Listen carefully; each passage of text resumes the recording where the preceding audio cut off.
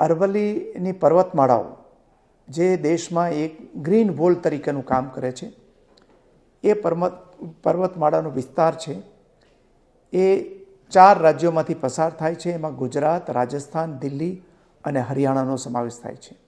અને આ કુલ વિસ્તાર છે 1,47,000 કિલોમીટરનો છે. અને એની જાળવણી થવી અત્યંત જરૂરી છે. અને એને કારણે સુપ્રીમ કોર્ટે એક કમિટી નિમીને એના અહેવાલને આધારે નિર્ણય આપ્યો છે કે જે ટેકરીઓની ઊંચાઈ 100 મીટર કરતાં વધારે છે એને અરવલ્લીની પર્વતમાળાઓ તરીકે ગણના થશે. અને 2 ટેકરીઓ વચ્ચે જો 500 મીટર કરતાં વધારે વિસ્તાર હોય તો પણ એને અરવલ્લીની પર્વતમાળા તરીકે ગણના થવાની છે.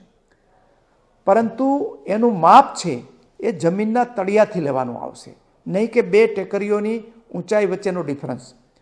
એને કારણે આ ચુકાદાને કારણે જે ટેકરીઓમાં ના આવતો હોય એવો વિસ્તાર માત્ર 2% વિસ્તાર છે. 1,47,000 ચોરસ કિલોમીટર વિસ્તારમાંથી માત્ર 2% વિસ્તાર જ આ વ્યાખ્યાની બહાર આવશે.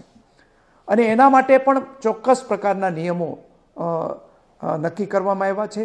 અને એનો જો વ્યાપારિક પ્રવૃત્તિમાં ઉપયોગ કરવો હોય તો એમાં પણ કેટલી મંજૂરીઓ પછી નિર્ણય કરવામાં આવશે.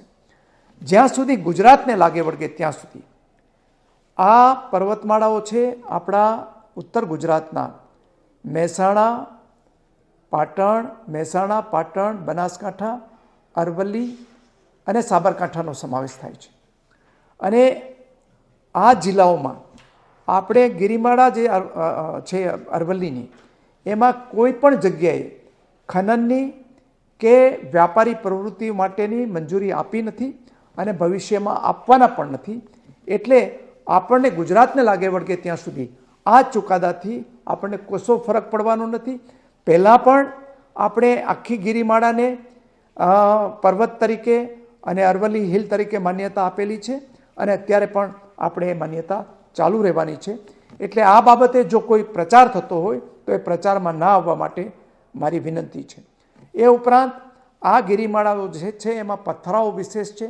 એટલે એ પથરાળ વિસ્તારની અંદર પણ માનનીય પ્રધાનમંત્રી શ્રી નરેન્દ્રભાઈના ઇનિશિયેટિવથી આપણે ત્યાં ગ્રીનિંગ ઓફ અરવલ્લીનો એક કાર્યક્રમ વન વિભાગે આપ્યો છે.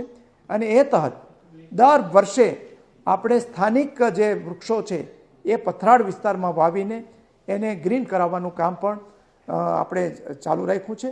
અને ગુજરાત સરકાર ભૂપેન્દ્રભાઈ પટેલની આગેવાનીની અંદર આપણી સરકાર છે એ આ પર્વતમાળાઓને જાળવવા માટે કટિબદ્ધ છે અને કટિબદ્ધ રહેવાની છે.